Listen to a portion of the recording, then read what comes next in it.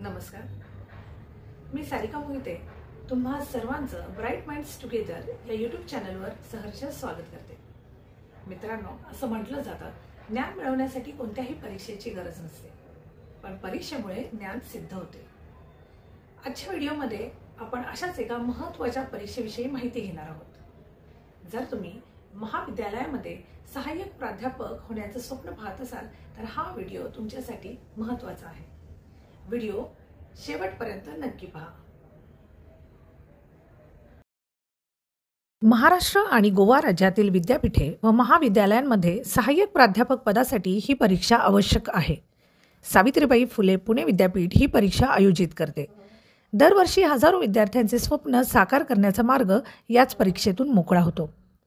महाराष्ट्र आणि गोवा राज्यातील महाविद्यालयांमध्ये सहाय्यक प्राध्यापक पदासाठी उमेदवारांची पात्रता निश्चित करणे हा या परीक्षेचा मुख्य उद्देश आहे। त्यामुळे जर तुम्ही या क्षेत्रात करिअर करू इच्छित असाल तर ही परीक्षा तुमच्यासाठी एक उत्तम संधी आहे।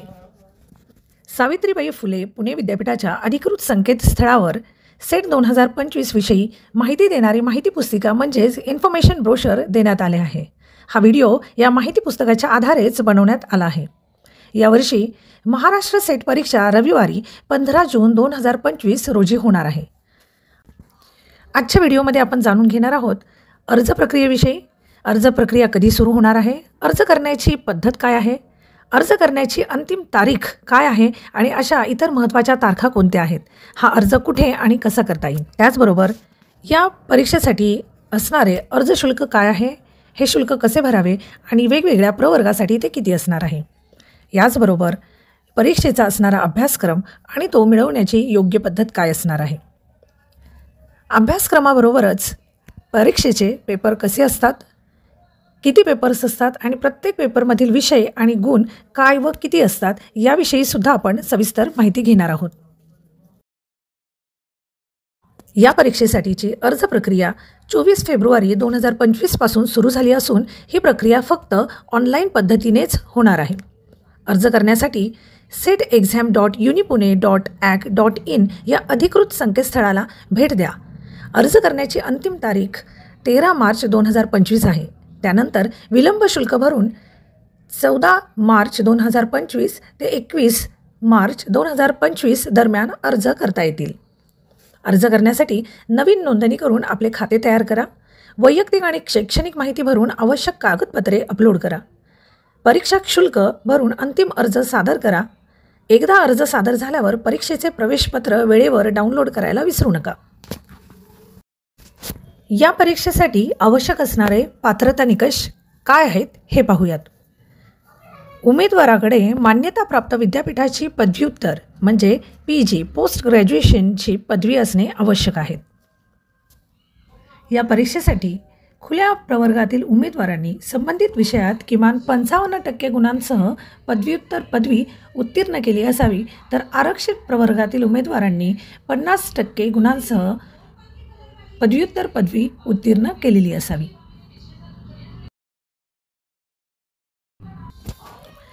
अंतिम वर्षाच्या विद्यार्थ्यांनाही अर्ज करता येतो, मात्र त्यांना दिलेले निकष पूर्ण करणे बंधनकारक आहे। आता पाहूयात या परीक्षेसाठी आवश्यक असणारे परीक्षा शुल्क किती आहे। खुल्या प्रवर्गातील उमेदवारांसाठी अर्ज शुल्क 800 रुपये असणार आहे, तर आरक्षित प्रवर्गातील उमेदवारांसाठी ते 650 रुपये आहे। शुल्क ऑनलाईन पद्धतीने म्हणजेच डेबिट कार्ड, क्रेडिट कार्ड किंवा UPI द्वारेही भरता येते। या परीक्षेमध्ये 2 पेपर असतात। पहिला पेपर सामान्य ज्ञानावर आधारित असतो, तर पेपर दुसरा उमेदवाराने निवडलेल्या विषयावर आधारित असतो। दोन्ही पेपर वस्तुनिष्ठ बहुपर्यायी म्हणजे MCQ स्वरूपाचे असतात। पेपर 1 हा सामान्य स्वरूपाचा असेल, ज्याचा उद्देश उमेदवाराच्या अध्यापन किंवा संशोधन क्षमतेचे मूल्यांकन करणे असते। हे प्रामुख्याने उमेदवाराची तर्कशक्ती, आकलन, भिन्न विचारसरणी आणि सामान्य जागरूकता तपासण्यासाठी डिझाईन केलेले आहे। पेपर 1 मध्ये एकूण 50 वस्तुनिष्ठ प्रकारचे अनिवार्य प्रश्न असतात। प्रत्येक प्रश्न 2 गुणांसाठी विचारला जातो। पेपर 2 मध्ये उमेदवाराने निवडलेल्या विषयावर आधारित 100 वस्तुनिष्ठ प्रकारचे अनिवार्य प्रश्न असतील. प्रत्येक प्रश्नाला 2 गुण असतात. अशी एकूण 300 मार्कांसाठी ही परीक्षा आयोजित केली जाते.